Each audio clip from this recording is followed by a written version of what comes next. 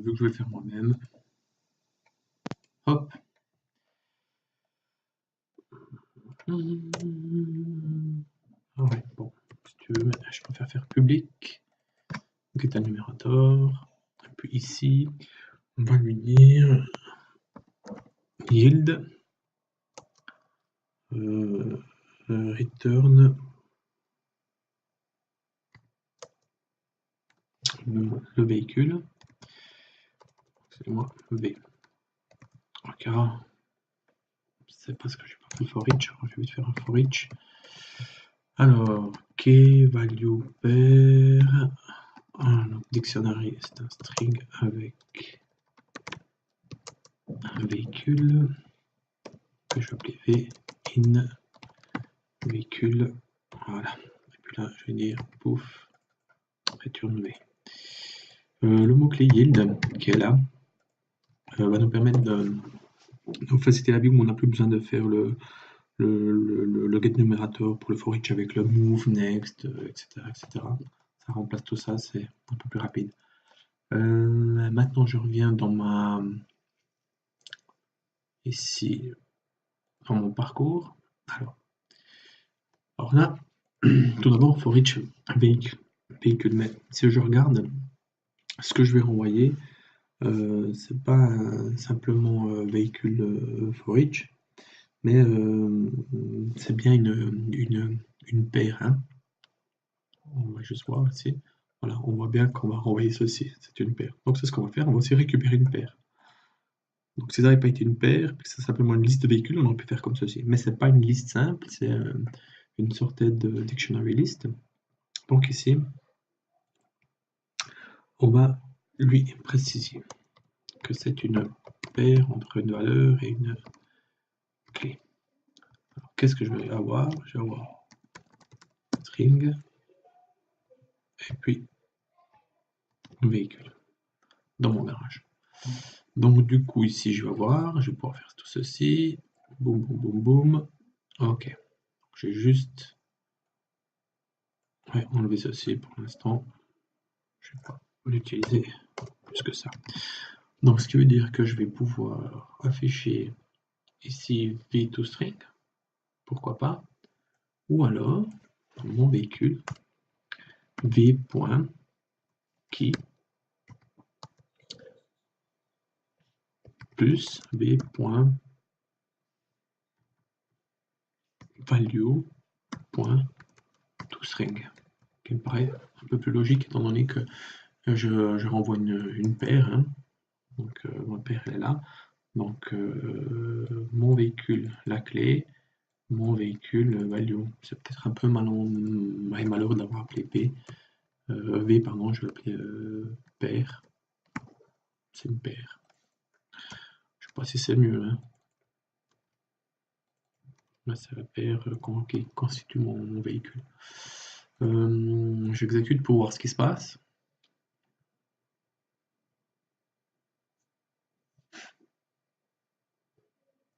Et puis vous voyez qu'il m'a bien renvoyé la paire ici, immatriculation, qui était donc la clé, et puis ici je récupère value.toString, etc., etc., etc.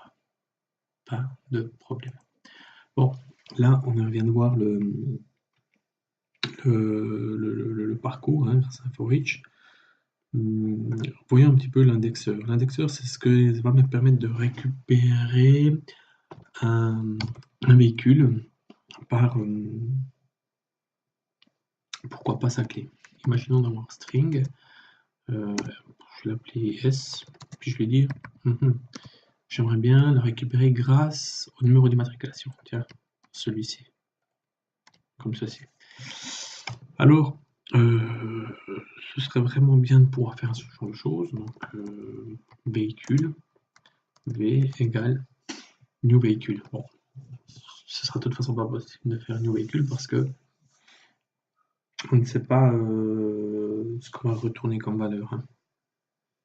Donc véhicule, et puis je vais pourquoi pas récupérer mon garage, crochet S, comme ceci. Bon, déjà, c'est pas possible parce qu'on n'a pas prévu d'avoir les crochets. Pour prévoir les crochets, c'est bien l'indexeur, donc il faut mettre en place ceci. Alors, l'indexeur se fait par une sorte de propriété particulière, donc public. On va lui dire ce qu'on veut retourner, donc un véhicule. De l'objet en cours. Puis là, on va lui dire que c'est un string qu'on récupère. L'index, ce sera un string. Et donc, c'est donc notre immatriculation. Immatriculation qui va faire office d'indexeur. Et puis là, on va mettre en place le get. Si je veux juste récupérer, je fais juste un get. Si je veux modifier, je peux aussi faire le set. Donc, je vais d'abord contrôler que au niveau des véhicules, je contiens la clé correspondante. Donc, immatriculation. Petite vérification qui est toujours assez sympa. Si c'est le cas, ben, je vais renvoyer véhicule, j'y tiens avec mes employés, véhicule, crochet, et puis là, immatriculation. Puis s'il n'y a pas, je vais faire un return nul. Ah, j'aime pas tellement tous ces returns qui traînent normalement.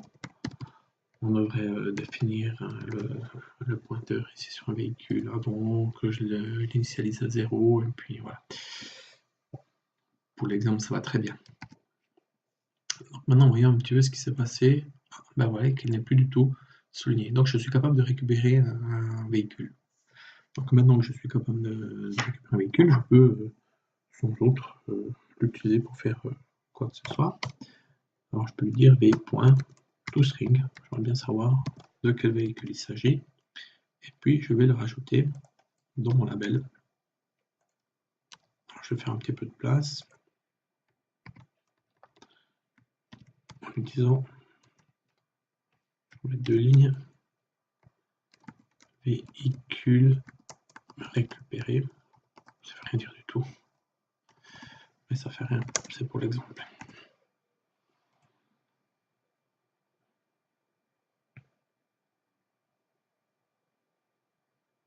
Véhicule récupéré, hop, bah il n'y a rien du tout. Qu'est-ce qui s'est passé? Voyons peut-être là, voilà. Petit plus, hein, ce serait plus logique.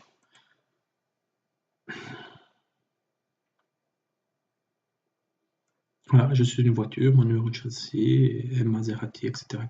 On n'a pas la place de tout voir. C'est clair que si j'avais agrandi un petit peu au départ, ce serait peut-être plus sympa. Donc, là on vient de voir comment est-ce qu'on pouvait utiliser l'énumérateur pour faire un for each.